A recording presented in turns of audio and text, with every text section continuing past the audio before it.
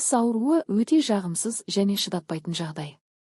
Егер сізге тез арада дәрігерге бару мүмкін болмаса, үй жағдайында ауырсынуды уақытша басудың бірнеше тиімді әдістері бар. Бірақ бұл әдістер мәселені толық шешпейтінін, тек уақытша жеңілдететінін есте сақтаңыз. Бірі ауыз қуысын тазарту. Кейде тіс ауруы тамақ қалдықтарының тіске немесе қызыл иекке қысылып қалуынан туындауы мүмкін. Сондықтан ең алдымен тісіңізді мұқият тазалап щеткамен жуыңыз. Жіңішке тіс жібін, зубная нить пайдаланып тістердің арасын тазалаңыз. Ауызды жылы тұзды сумен шайыңыз, 1 стақан жылы суға 1 шай қасық тұз қосыңыз. Бұл бактерияларды өлтіріп, ісінуді азайтуға көмектеседі. 2 ауырсынуды басатын халықтық емдер. 1 тұзды су. Ауызды жылы тұзды сумен шайқау ең қарапайым әрі тиімді әдіс. Ол бактерияларды жояды, тіс пен қызыл иектің қабынуын азайтады. 2 сода ерітіндісі. Сода қабынуға қарсы қасиетке ие. 1 шай қасығы ас содасын жарты стақан жылы суға араластырып, аузыңызды шайыңыз. 3 пияз және сарымсақ. Пияз бен сарымсақ табиғи антисептиктер.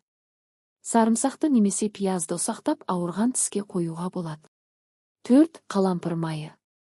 Қалампыр майы, гвоздичное масло табиғи ауырсынуды басатын құрал. 1-2 тамшы майды мақтаға тамызып, ауырған тіске басыңыз. 5 мұз компресі. Мұзды шүберекке орап, бетке, тіс ауырған жаққа басыңыз. Бұл жүйке ұштарын уақытша жансыздандырады және ісінуді азайтады. 6 бал мен даршын. Бал бактерияларға қарсы әсер етеді, ал даршын қабынуды азайтады. 1 шай қасық балды шай қасық даршынмен араластырып, ауырған жерге жағыңыз. 3 дәріханалық құралдар. Егер үйдегі табиғи әдістер көмектеспесе, дәріханадан мынадай дәрілерді қолдануға болады. Анальгетиктер, парацетамол, ибупрофен, кетанов ауырсынуды басады. Метрогел дента немесе халисал гелі қызыл иектің қабынуын азайтады. Мирамистин немесе хлоргексидин ерітіндісі бактерияларды жояды. 4 тіс ауруының себептері. Тіс ауруын басу уақытша шешім. Тіс дәрігеріне бармайынша оның нақты себебін анықтау қиын. Ең жиі кездесетін себептер. 1 кариес, тістің бұзылуы. 2 пульпит, тіс ішіндегі жүйкенің қабынуы.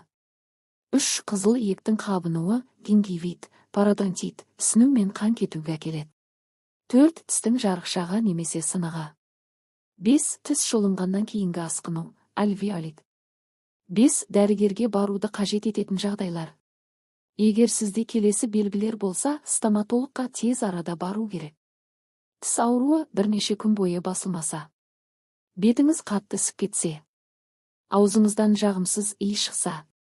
Дене қызуы көтерілсе. Қорытынды. Үй жағдайында тіс ауруын уақытша жеңілдетуге болады, бірақ бұл оның себебін жоймайды. Дәрігерге баруды кейінге қалдырмаңыз, себебі тіс ауруы асқынып кетсе, емдеу қымбатқа түседі және ұзақ уақыт алады.